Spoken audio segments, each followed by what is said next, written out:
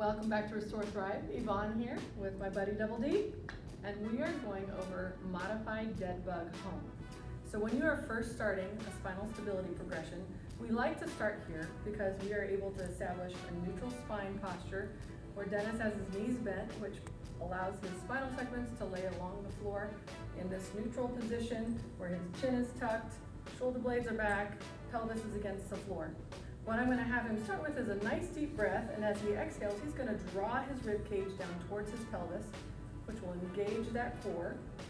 And then Dennis, I'm going to have you start by extending both arms up towards the ceiling, keeping those elbows straight. One thing I also like to look for is that we are not lifting our shoulder blades off the floor, but actually allowing them to set onto the floor with full extension. Then I'm going to have you bring your hip and knee up into a 90-degree position. If you're doing this at home, you may need to start one leg at a time, because as you take your legs off the floor, that is going to add load and a little bit of torque to your low back, and so we want to be careful that you're bringing them up one at a time. In this 90-degree position, you'll notice that he is also flexing his ankles, which makes everything active from the hips down. Here, I want him to start with taking a full breath. Can he master this position? Fantastic. So now I want Dennis to just start by taking one arm back towards the ground, pause, and bring it back up.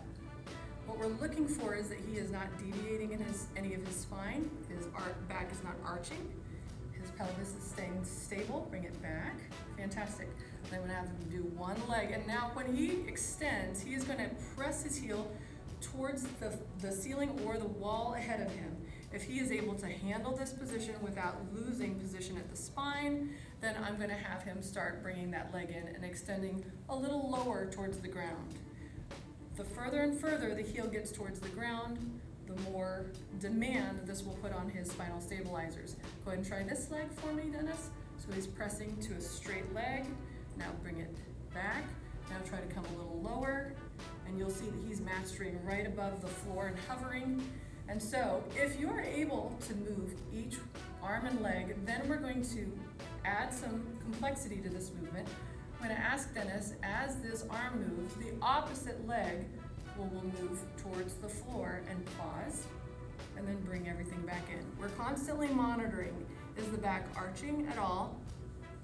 And what will make this easier for you at home is a little less focus on the moving limbs and a little more focus on, hey, can you maintain the limbs that are stationary?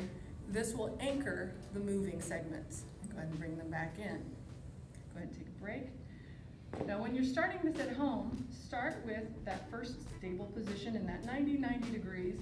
You'll go one limb at a time, making sure that you have control over that motion. Once you're able to stay stable in the center, go. Here's what your progression looks like, going around the world. You'll notice that if I push on any one of his limbs, they are not moving, so he has a great stable base.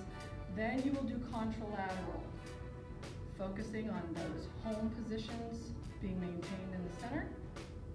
And then if you get real spicy, you can start to go ipsilateral, which is the same side, always watching to monitor that your back is maintaining a stable position. You're not feeling an arching, you're not feeling any pain. So go ahead and take a break.